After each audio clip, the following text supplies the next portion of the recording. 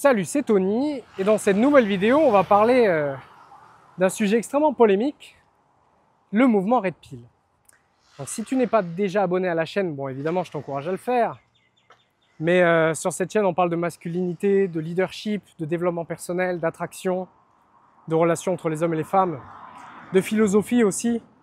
Mon but c'est de t'aider à devenir un homme meilleur, plus conscient, et en privé j'accompagne en coaching notamment des hommes qui vivent une rupture pour rebondir le plus rapidement, le plus efficacement possible et à level up dans toutes les catégories de leur vie. Voilà. Et si jamais ce que tu veux, c'est récupérer ton ex et que c'est encore possible, c'est quelque chose qu'on fait aussi en accompagnement. Donc les informations pour en savoir plus se trouvent dans la description de cette vidéo. Tu peux notamment t'abonner à mes mails privés ou récupérer un livre offert. Voilà, bref, regarde dans la description. On va attaquer le sujet. Sujet aujourd'hui qui est costaud et comme je l'ai dit qui est polémique. Voilà. Le mouvement Red Pill, pour le présenter rapidement, c'est un mouvement qui a vu le jour au début des années 2000 sur internet, dans des forums de discussion, alimentés notamment par la communauté des pick-up artistes. Donc ces hommes, je vais un peu caricaturer, mais ces hommes qui se mettent à apprendre des techniques pour devenir de meilleurs séducteurs et pour coucher avec le plus grand nombre de femmes possible.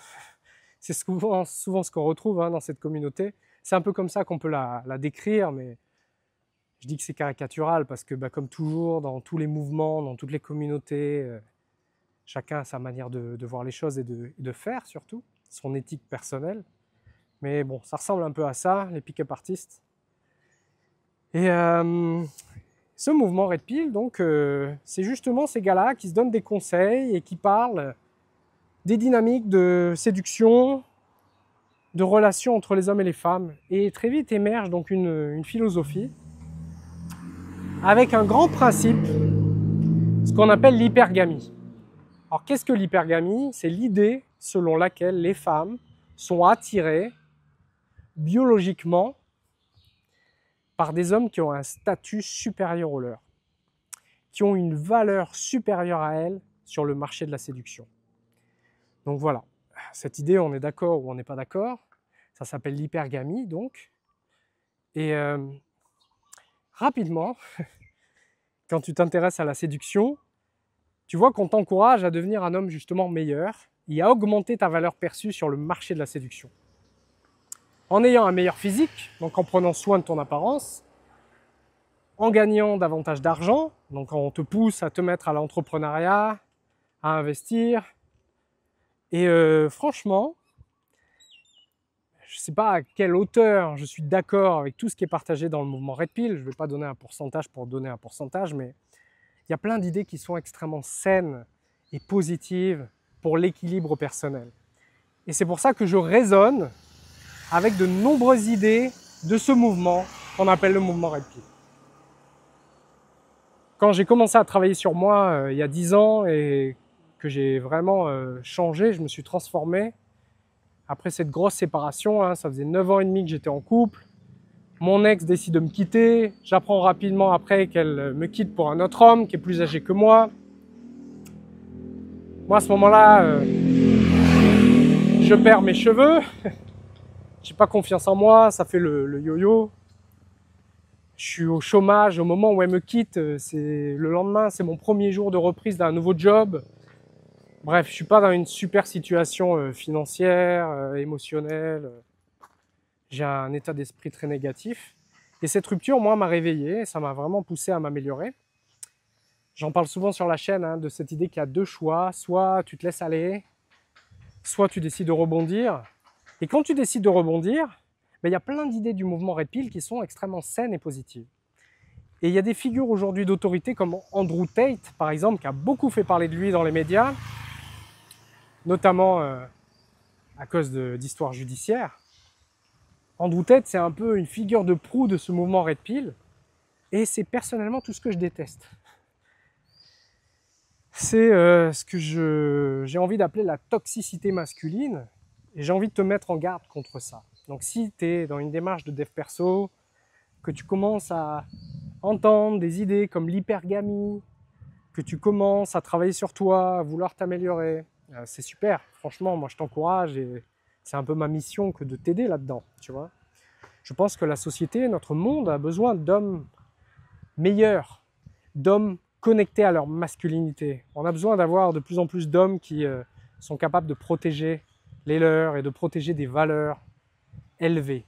Et quand je parle de valeurs, c'est souvent ce qu'on retrouve avec le mouvement Red Pill, on voit qu'il y a une porosité entre le mouvement Red Pill et des grandes idées conservatrices américaines, traditionnalistes. Ce sont souvent des personnes qui adhèrent à la religion catholique. Et moi, je ne raisonne pas trop avec tout ça. C'est pour ça que c'est difficile pour moi de me situer par rapport au mouvement Red Pill. Je me suis rendu compte avec mon expérience que c'était vrai, quand tu travailles sur toi, que tu prends confiance en toi, oui, tu vois qu'en fait, ta confiance, ton attitude, le fait d'avoir un mode de vie qui soit intéressant, dans lequel tu es capable d'être autonome, j'en parlais dans ma vidéo sur la solitude, quand tu fais des trucs qui te font kiffer, quand tu entreprends, quand tu prends des risques, il y a toujours des femmes autour de toi qui vont être intéressées, intriguées par ta personnalité, parce que c'est quelque chose de moins répandu dans la société. C'est pour ça qu'on parle de prendre la pilule rouge et de se réveiller, c'est que tu te mets à fonctionner de manière complètement différente. Un gars qui a la pilule bleue, on va considérer que il n'a pas compris encore comment ça marchait. Il va être celui qui fait des cadeaux aux femmes, qui va leur faire des compliments à outrance, qui va essayer comme ça d'être le bon pote, et graviter autour et finir dans la friendzone. Bref, des comportements qu'on qualifie souvent sur internet de bêta. Tu vois, un homme qui se laisse complètement dominer, contrôler, soumettre par sa partenaire amoureuse, qui va se laisser mener, qui n'est pas du tout dans une position de leadership, qui n'est pas du tout dans une position d'autorité, qui ne sait pas dire non, qui ne sait pas mettre de limites, qui se fait complètement bouffer. Tout ça, ouais, si tu t'intéresses au mouvement Red Pill, ouais, c'est vrai que quand tu commences, toi, à incarner ta masculinité, ouais, t'attires des femmes, t'as plus d'opportunités. Et les femmes te font comprendre que toi, t'as compris. Elles savent que toi, t'as compris. Et elles te récompensent pour ça. Andrew Tate est souvent présenté donc comme une figure d'autorité du mouvement Red Pill, de ces mâles alpha boostés à la testostérone. Et moi, un gars comme Andrew Tate m'inspire pas. J'ai regardé pas mal de contenu à son sujet. Et oui, quand il parle de développement personnel, d'état d'esprit, de sport, d'art martial, là, ça résonne complètement. Certaines idées qu'il peut avoir sur les relations entre les hommes et les femmes, ouais, je peux être d'accord. Ça fait écho à mon expérience personnelle. Ça sonne assez juste et ça va même pouvoir être utile aux jeunes générations, on va dire. Mais il y a plein de fois, la quasi-totalité du reste du discours est extrêmement toxique, superficiel. La vraie confiance en soi, on n'a pas besoin de l'affirmer qu'on a confiance en soi. Quelqu'un qui a confiance en lui, quelqu'un qui a beaucoup d'argent, il n'a pas besoin de le montrer, il n'a pas besoin de se répandre là-dessus. Voilà. Moins t'en as et plus tu veux montrer. Regardez ce que j'ai. Mais bon, les hommes choisissent les modèles d'inspiration qu'ils veulent. Hein. Moi, Andrew Tate, c'est pas du tout quelqu'un qui m'inspire, mais tu vois, je suis en train de te parler de lui, donc c'est qu'il est quelque part difficile de passer à côté. Mais ça me semblait important de me distancier vraiment de la plupart des autres chaînes qui parlent de masculinité, de leadership et tout ça, et notamment de relations entre les hommes et les femmes, parce qu'on peut facilement te mettre dans le même panier.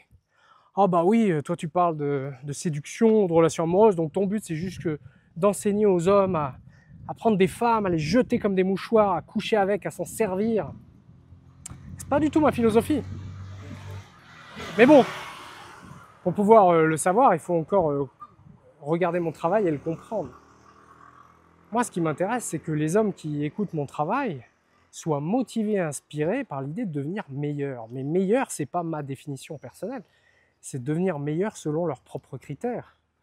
Ouais, moi je vais t'encourager à aller à la salle de sport, je vais t'encourager à te mettre à un sport de combat, évidemment. Je vais t'encourager à te bouger le cul, à arrêter de parler et à passer davantage à l'action.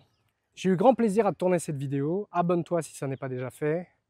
Tu peux regarder dans la description de cette vidéo des liens pour t'inscrire à mes mails privés notamment. Je t'envoie des mails secrets pour parler justement de tous ces sujets en privé. Et laisse-moi un commentaire. Qu'est-ce que tu en as pensé? Qu'est-ce que tu en penses? Est-ce que tu avais déjà entendu parler du mouvement Red Pill? Qu'est-ce que tu en as compris? Qu'est-ce que ça t'évoque? Je serais ravi de te lire. Je te retrouve très bientôt pour la prochaine vidéo. Salut!